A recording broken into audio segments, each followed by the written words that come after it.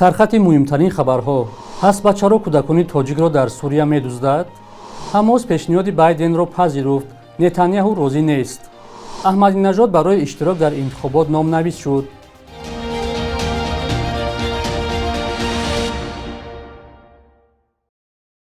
дуруд бинандаҳои азиз, барномаи навиди бомдодиро бо хабарҳои нав аз Тоҷикистону ҷаҳон аз студияи радиои Озодӣ дар Душанбе тақдим мекунем. имрӯз 3 июн аст.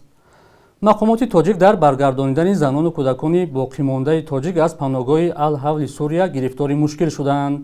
тибқи иттилои расмӣ, ҳанӯз ҳудуди 200 зану кӯдаки тоҷик дар паноҳгоҳи Ал-Ҳавли Сурия, ки барои ҳамсарону фарзандони ҷангҷӯёни гурӯҳи тунрави Доиш сохта шудааст, нигаҳдорӣ мешаванд. бори охир рӯзи 25 апрел Тоҷикистон 47 зану кӯдакро аз Сурия баргардонд. Зубайдулло Зубайдзода, сафири Тоҷикистон дар Кувайт, ки масъули баргардонидани занону кӯдакони тоҷик аз Сурия ҳаст, гуфт нақша доштанд, ки теъдоди бештареро биёранд, вале дар охири рӯз бархе занон бо далели дуздида шудани фарзандонашон аз сафар ба ватан худдорӣ карданд. занон гуфтанд, ки кӯдаконашонро гурӯҳи ҳасба дуздидааст ва онҳо бе фарзандонашон барнамегарданд. ҳасба як гурӯҳи иборат аз занони тунгаро аст, ки шабеҳи пулиси гурӯҳи тунрави Доиш амал мекунад ва мехоҳад ҳама дар паноҳгоҳи Ал-Ҳавла ва қонунҳои сахтгиронаи онҳо зиндагӣ кунанд. ин гурӯҳ пинҳон аз чашми низомиёни курд занонеро, ки аз қоидаҳои онҳо берун амал мекунанд, ҷазои сахт медиҳанд. борҳо расонаҳо аз ҳамлаи бераҳмонаи ин гурӯҳи занҳо ба имдодрасонҳо ва сокинони паноҳгоҳ хабар дода буданд. Тоҷикистон дар 5 соли гузашта зиёда аз 300 зану кӯдаки ҷангҷӯёнро аз Ироқу Сурия баргардонд. баъзе аз онҳо ба тарбияи пайвандонашон дода шуд ва бархе дигар дар марказҳои вижа нигаҳдорӣ мешаванд. Ӯзбекистон дар радабандии Созмони ҳомии ҳуқуқи Article 19, ки қароргоҳаш дар Бритониёст, дар миёни 161 кишвари дунё мақоми 132-ро касб кард. созмон бо вуҷуди як зина боло рафтани мавқеи Ӯзбекистон дар радабандии нави озодии баён нисбати соли гузашта, онро дар миёни кишварҳое ҷой додааст, ки озодии баён дар онҳо дар вазъи буҳронӣ қарор дорад. тибқи радабандӣ, сатҳи озодии баён дар Ӯзбекистон назар ба Қирғизистону Қазоқистон бадтар ва нисбат ба Тоҷикистону Туркманистон беҳтар аст.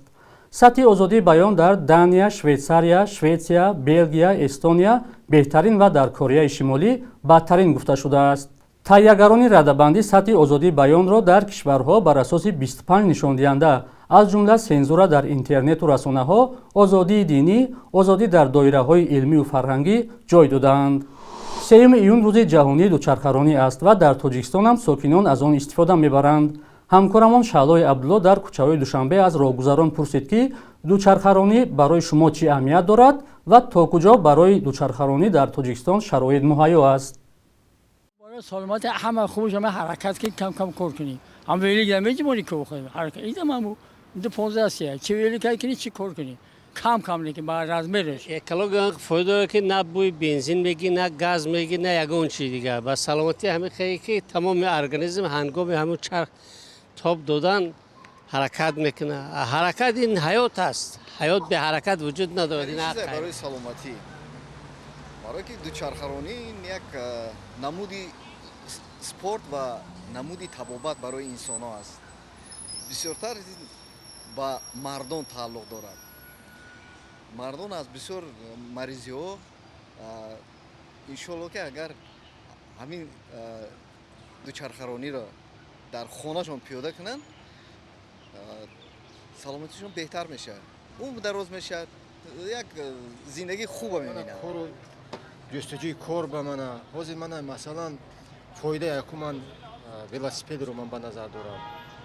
агар масалан мана шумо дар як рӯз 5 сомон истифода баред барои транспорти мана ҷомеа, ин бепул, марҳамат бепул, фақат топте, педалро топте, тамом, дига ҳеҷ чиз нест инҷоба. аку баъд якуминаш ки самти ҳаракати барои манам велосипедроно нест дар ҳами Душанбеи мо. дар Душанбеи мо бисёр бениҳоят мошин бисёр шудааст, баъд барои мана велосипедронон нест. маҷбур мешавад ки мобайни манами тротуар кади бан пеши назди одамо кади ҳай кунад. Москва дастку адил нараҳ мекунад. хеле ҳам боша вайшам вайранти зурат. баъд ҳаме чи ҷои велигмонӣ бисёр ҷуда неста. барои нақлиёт бо роҳи алоҳида карда наметавонем барои дучархаҳо аз куҷо. این آینده های دور با اگر یگان چین نشود حاضرش به این خیلی شرایط برای پایتخت ما موجود نیست. دولت های ترقی کرده مخصوص یک خطی برای دوچرخه‌ران‌ها است. اونا همین استفاده میبرند به خطر رفته میبینند. در ما خیلی امکانیت سست‌تر است. ممکن که همین هم کار پیاده کنند. شهر شرایط نداره. برای چی راه نیست برای وای عادی راه باشه برای چیز قول چی نداره. نه که باشه خوب میشه. هیچ وقت اوقی خودی تکنیکر هم میبینی پیاده سست میگرده. اول ویلی که بیچاره گجای کنن. اما گلاگی نمیتونن میخوام گجا میروام.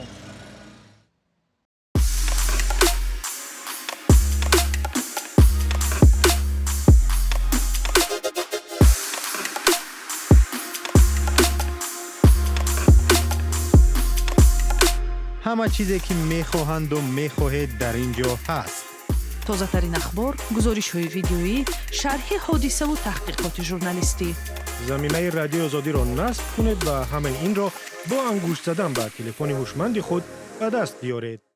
گروه فلسطینی حماس پیشنهاد جو بایدن پرزیدنت ایالات متحده آمریکا درباره آتش‌بس در غزه را مثبت نامیده است. جو بایدن پرزیدنت آمریکا روز 31 می طرح آتش‌بس در غزه را که گفت از جانب اسرائیل پیشنهاد شده است در صحیفه‌اش در شبکه ایکس یا توییتر سابق اعلام کرد. در اظهارات حماس که آن را خبرگزاری رایترز اقتباس کرده است گفته می شود که این گروه هر پیشنهاد را بر عوض آتش‌بس دائمی، رهایی محبوسان فلسطینی از زندان‌های اسرائیل و بازسازی غزه را قبول دارد. در بخش اول طرح پیشنهادی جو بایدن که از 3 مرحله عبارت است گفته شده است که بر عوض آتش‌بس 6 هفته‌انه نیروهای اسرائیلی از منطقه‌های اهالی‌نشین غزه بیرون می‌شوند و حماس بر عوض رهایی صدها زندانی فلسطینی اسیران زن و سالمند و مجروح را رها می‌کند. آوارگان فلسطینی به خانه‌های خود برمیگردند و روزی تا 600 ماشین بارکش با کمک‌ها وارد غزه خواهند شد.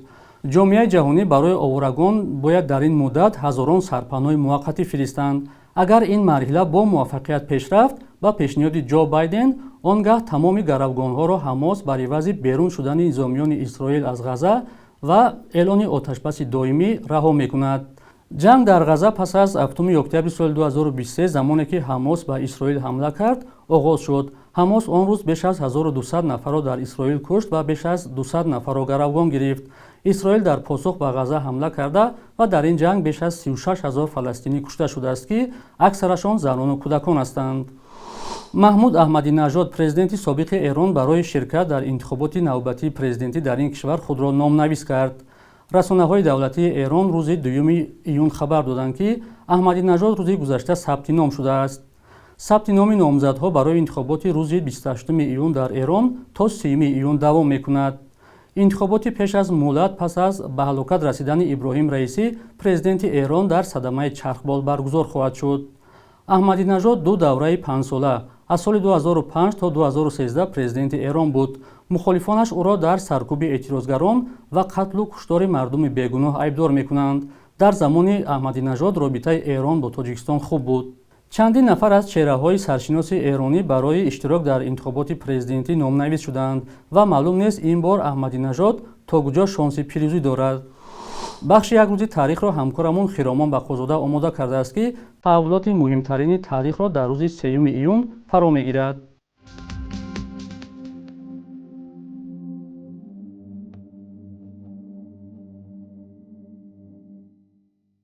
3 ایونی سال 2010 حزب‌های سیاسی تاجیکستان در ولایت سوخت از پولکی شدن راه به سمت شمال تاجیکستان اظهار نارضایت کرده گفتند مطابق با سرقانون تاجیکستان راهی که الटरनेटिव ندارد نباید پولکی شود. شرکت IRS در ولایت سوخت آن زمان گفت برای این راه $25,000 آمریکایی مبلغ صرف کرده برای ساکنان عادی دهات اطراف راه امتیاز مقرر کرده است. با کمک بنیاد ساروس 3 ایون سال 2005 در نزد زندان زنانه شهر نورک برای زنان محبوس و کودکانشان باغچه تشکیل شد. آن زمان در محبس زنانه 12 طفل تا 3 ساله همراه مادران محبوسشان به سر می بردند. در زندان زنانه شهر نورک در یک وقت تا 400 زن نگهداری می شد. سیوم ایون روز جهانی دوچرخه‌سواری است که به خاطر رشد تربیت جسمانی شخصی و اویلوی تأسیس شده است. در برخی دهات تاجیکستان طلبه‌ها برای رسیدن به مکتب‌های دوردستشان از ولосипед استفاده می‌کنند. صبح امروز در بانک‌های تاجیکستان 1000 روبل روسی 118 сомонӣ ва 100 доллари амрикоӣ 1070 сомонӣ арзиш дорад. қурби расмии Бонки Миллии Тоҷикистон барои имрӯз чунин таъин шудааст.